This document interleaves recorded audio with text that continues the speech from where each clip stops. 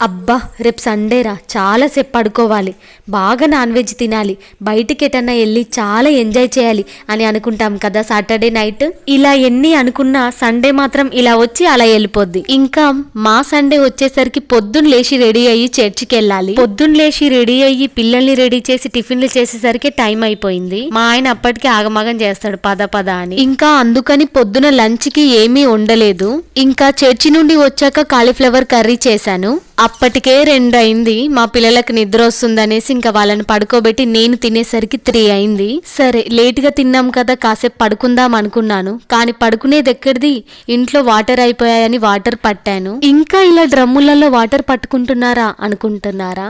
మేముండేది చాలా పాతిల్లు, నల్లలన్నీ బ్లాక్ అయ్యాయి. వాటర్ పట్టేసరికి 6 అయింది. ఇంకా రెస్ట్ ఎక్కడిది, మళ్ళీ వంట స్టార్ట్ చేసుకోవాలి. ఇది నా సండే స్పెషల్. మరి సబ్స్క్రైబ్ చేసుకోండి మరి.